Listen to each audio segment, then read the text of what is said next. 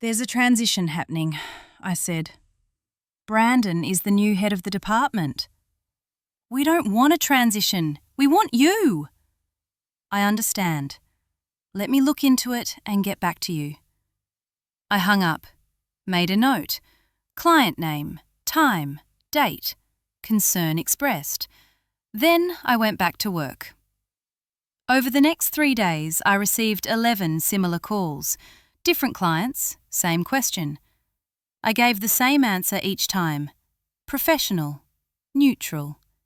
I documented every conversation. On Friday, Brandon sent a calendar invitation, client handoff meeting. I accepted. The meeting was Monday at 9 a.m, Brandon's office. He sat behind the desk. I sat across from him. I need you to introduce me to your top 10 clients, he said. Schedule calls this week. I'll join. You'll explain that I'm taking over strategic oversight. Most of them have already received your email. And? Several have reached out asking questions. What kind of questions? Why the change? Whether their account management is changing? Whether their contracts are affected? What did you tell them? That you're the new department head and that I'd follow up with details. He nodded. Good. Set up the calls. I want to meet everyone by end of week. I said nothing. Is that a problem? He asked. No. Then we're done. I left. I scheduled the calls. 10 clients, Tuesday through Thursday. The first call was Tuesday at 10 a.m, major account, annual contract value $180,000. Brandon joined. I made introductions. Thanks for taking the time, Brandon said. I wanted to reach out personally as the new head of client success. We're excited about the direction we're taking the department. The client, CFO of a mid-sized tech company, responded carefully. We're happy with the service we've been getting. Alison has been excellent. Absolutely. She's great. I'm just here to provide strategic oversight and make sure we're scaling our support as you grow. We don't need scaled support. We need Alison to keep doing what she's doing. Of course, Brandon said. She'll still be your primary contact. I'm just the escalation point if you need anything. We don't escalate. We work directly with Alison. The call ended 5 minutes later. The pattern repeated. Tuesday, 3 calls. Wednesday, 4 calls. Thursday, 3 calls. Every client said the same thing. They wanted direct access. They didn't want oversight. They didn't want management layers. Brandon's tone shifted after the 3rd call, less friendly, more directive. By Thursday afternoon, he stopped joining the calls. Friday morning, I received an email. Subject: Client Communication Protocol. Effective immediately, all client emails must CC me. All client calls must be logged in the CRM within 1 hour. All contract discussions must be approved by me before proceeding. Failure to comply will result in disciplinary action. I read it, forwarded it to my personal email. Then I complied. For 2 weeks, I followed the protocol exactly. Every email CC'd to Brandon. Every call logged within the hour. Every contract discussion submitted for approval. The clients noticed immediately. Why am I copied on all these emails to Brandon? One asked. New protocol, I said. I don't want him on our emails. Our discussions are confidential. I understand. I'll note that. I noted it.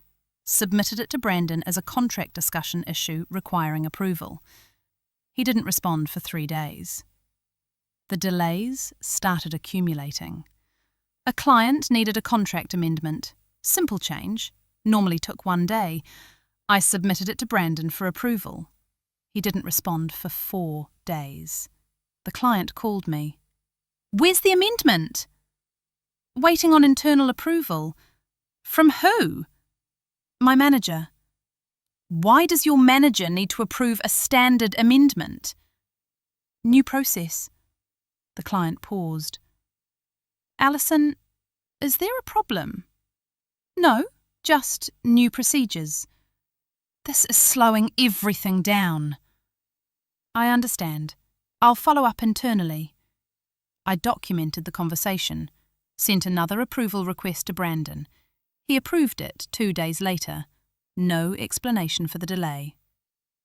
By week 3, I had 17 documented client complaints. Not about me, about response time, about bureaucracy, about access. I compiled them into a folder, organised by date, included email timestamps showing delay patterns. I didn't send it to anyone. I just saved it. On week 4, Brandon called another team meeting. We're implementing a new client tier system, he announced.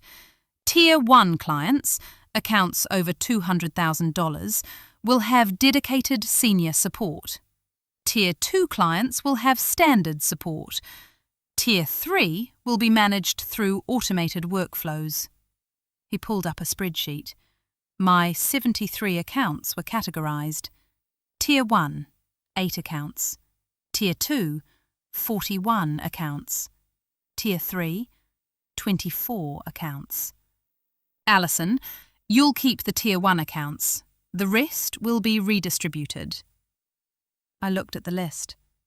The Tier 2 and Tier 3 accounts included clients I'd worked with for 2 years, clients who renewed consistently, clients who referred new business. When does this happen? I asked. Next Monday. Have the clients been notified? You'll notify them this week. I nodded. I didn't notify them. Instead, I reviewed my employment contract. Page 4, Section 6. Non-solicitation. Employee agrees not to solicit company clients for competitive purposes for a period of 12 months following termination of employment. I read it carefully. The clause applied after termination, not during employment. I reviewed my business cards. They listed my personal cell and personal email alongside the company information. I'd printed them myself 2 years ago when the company didn't have a budget for marketing materials. I reviewed my client contracts. None of them mentioned me by name, but all of them had been signed during calls where I'd been the primary company representative. I saved copies of everything. Monday arrived. Brandon sent the redistribution email. 24 Tier 3 clients were months to automated support. 41 Tier 2 clients were split between 3 other team members. I kept 8. Within 2 hours, I received 12 calls. Clients who'd been reassigned. What's going on? Why am I being transferred? I don't want automated support. I gave the same answer. The company is implementing a new tier system based on account size. You've been reassigned based on that structure. Can I request to stay with you? You'd need to discuss that with my manager. Who's your manager? Brandon Chen. Several clients called Brandon. I don't know what he told them, but none of them were reassigned back to me. 2 weeks later, the first cancellation notice arrived. Tier 3 client, $45,000 annual contract. Cited poor communication and lack of personal support. The second cancellation came 3 days later. Tier 2 clients, 70 atop paths enough about contract. Same reason. By the end of the month, 5 clients had cancelled. Combined value, $267,000 in annual recurring revenue. Brandon called an emergency team meeting. We're seeing unexpected churn, he said. We need to understand why clients are leaving and how we fix it. He notified.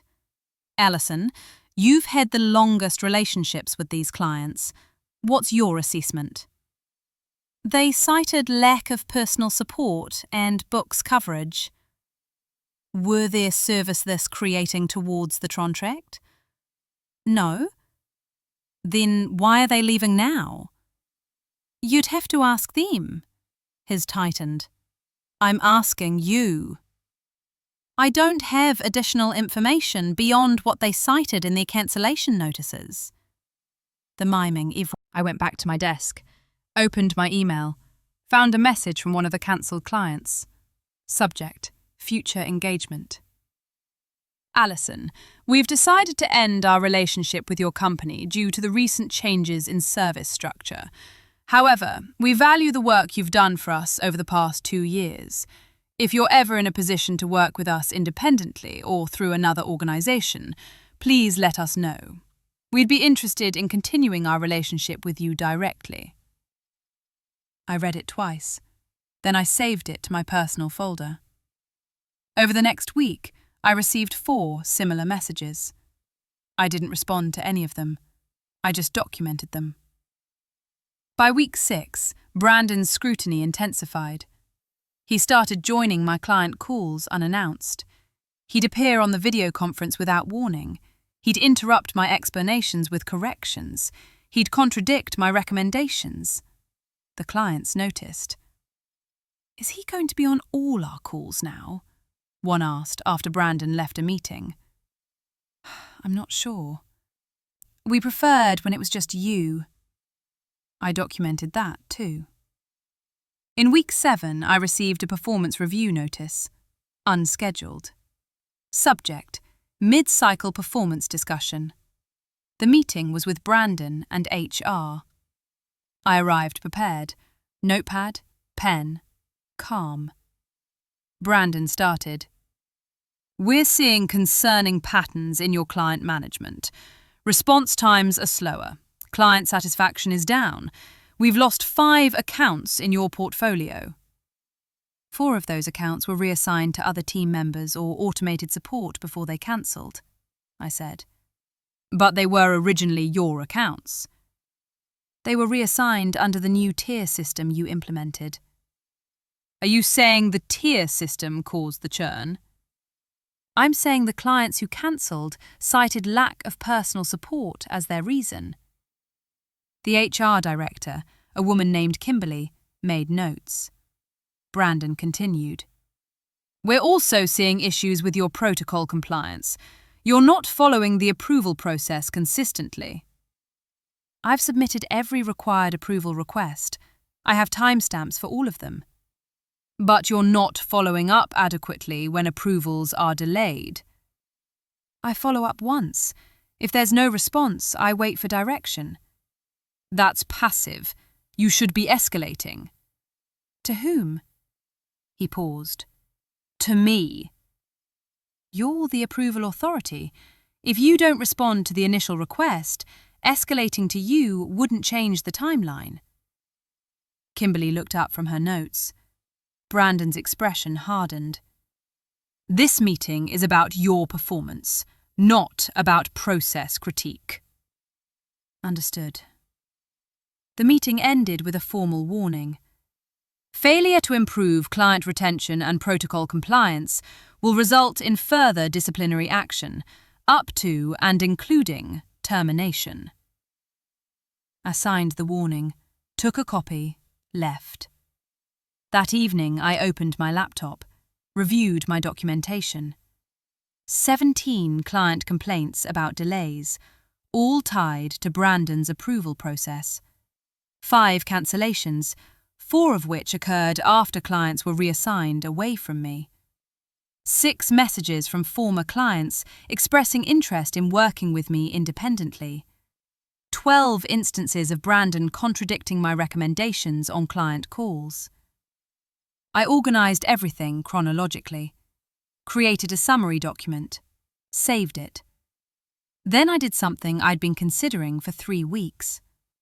I updated my LinkedIn profile, changed my headline from Client Success Manager to Client Success Consultant, added a note, Open to new opportunities. I didn't announce it.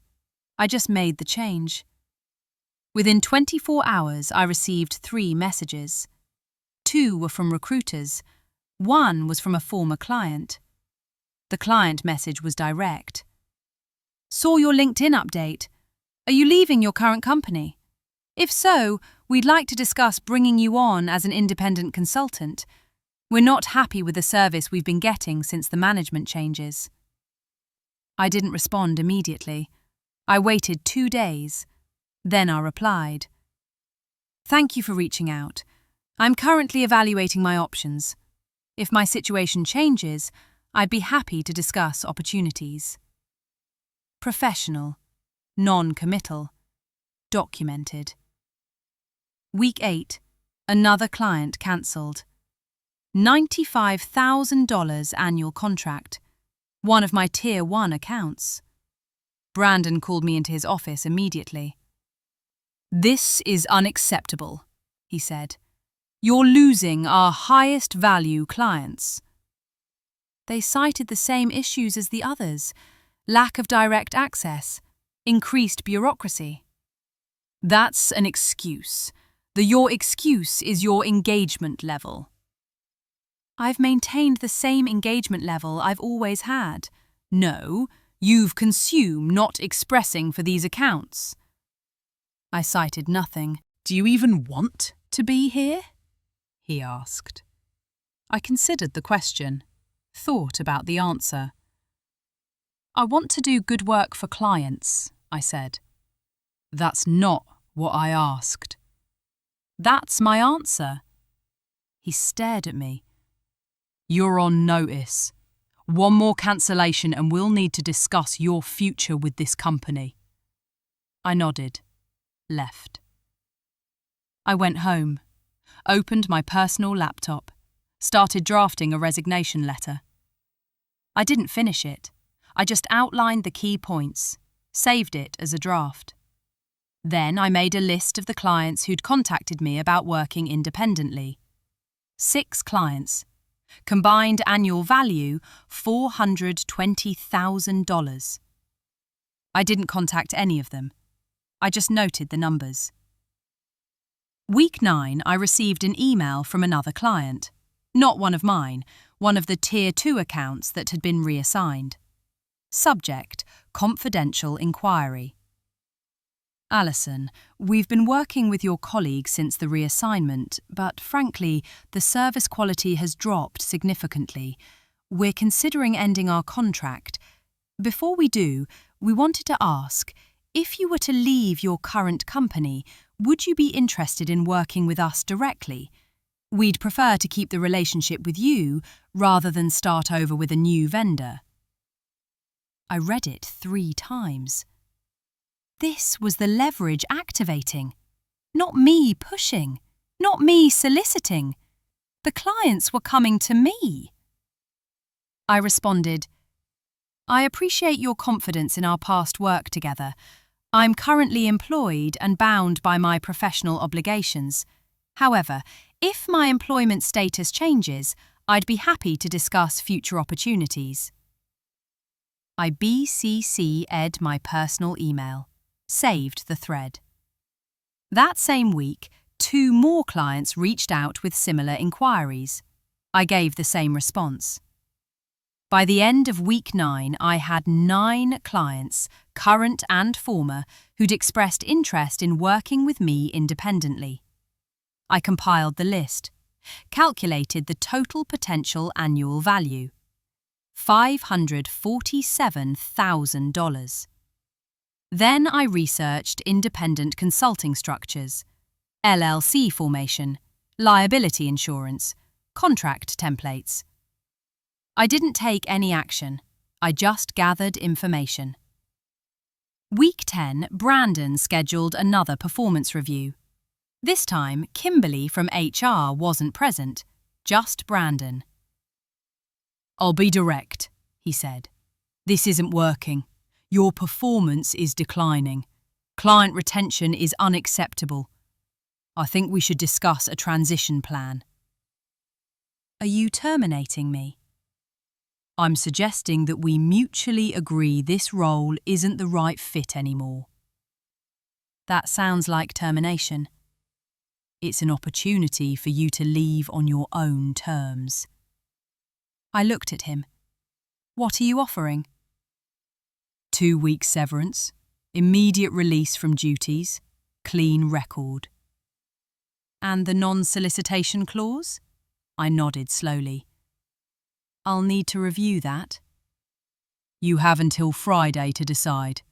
If you don't resign by Friday, we'll proceed with termination for performance issues. I left his office, went to my desk, opened my email, forwarded his verbal offer to my personal email with detailed notes of what he'd said, time-stamped it. Then I called an employment attorney. The attorney's name was Marcus. I explained the situation in 15 minutes. He asked about documentation. I sent him my folder. He reviewed it for 2 days, then called. They're pushing you out because clients prefer you over the new structure. That's not performance, that's retaliation for being effective. The non-solicitation clause is enforceable, but only if you're actively soliciting.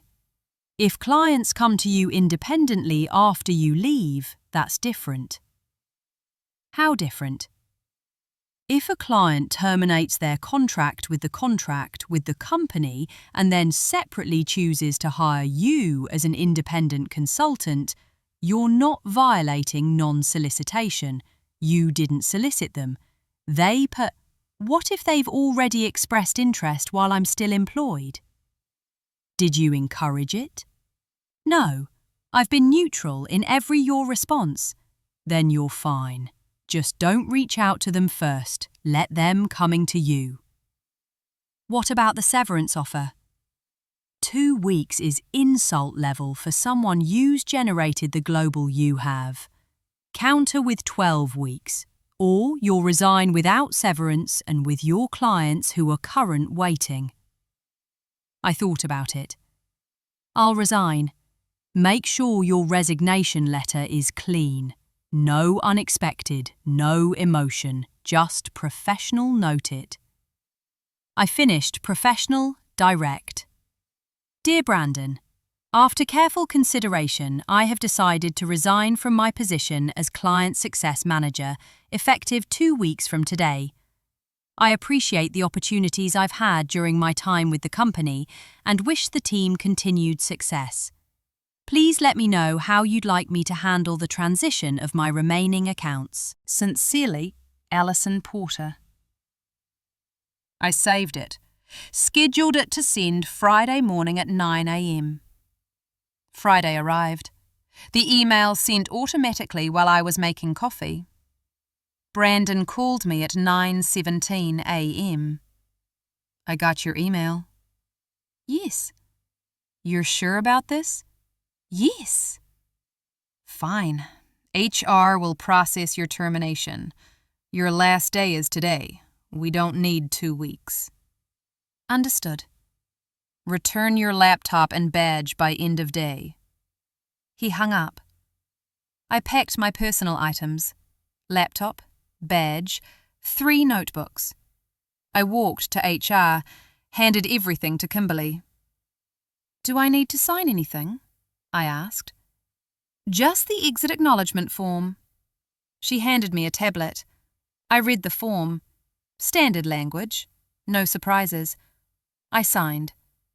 Left the building at 11:23 a.m. I went home, opened my laptop, started the LLC formation process. Business name, Porter Client Solutions. Structure, Single Member LLC. Services, Client Success Consulting. Filed the paperwork, paid the fee, applied for liability insurance. Then I waited. I didn't contact any clients. I didn't announce my departure. I just updated my LinkedIn status to Independent Consultant and listed my new business. The messages started arriving that afternoon. The first one was from the client who'd sent the confidential inquiry in week 9. "Saw you've gone independent. We'd like to hire you. Can we set up a call?" I responded, "Happy to discuss. I'm available Monday." By end of day Friday, I had 7 consultation requests. By end of day Monday, I had signed contracts with 4 clients. Combined value, $312,000 annually. By end of week 1, I had 9 clients. Combined value, $523,000. 3 weeks after I resigned, I received a LinkedIn message from Brandon. "Alison, I hope you're doing well. We've had several clients ask about you since your departure. Some have indicated they're considering ending their contracts. I wanted to reach out to see if you'd be willing to consult for us on a contract basis to corrupt with the transition." I read it twice. Then I've replied, "Brandon, thank you for reaching out. My client calendar is currently full through Q4. I wish you the best with the transitions." He didn't respond. 6 months later, I had 14 clients. Annual revenue, $680,000. Operating margin, 78%. I worked from home, set my own schedule, chose my own clients. One afternoon, I received a message from Kimberly, the HR director from your old company. "Alison, I wanted to let you know that Brandon is no longer with the company. There's been a leadership change in the client success department. If you'd ever be interested in discussing a return, please let me know." I considered it for about 5 seconds. Then I replied, "Thank you for thinking of me. I'm happy with my current situation." I closed the laptop, made coffee, checked my calendar for the next day. 3 client calls, 2 contract renewals, 1 new business pitch. I sat on my balcony, watched the Seattle skyline. The city was clear. My phone quiet.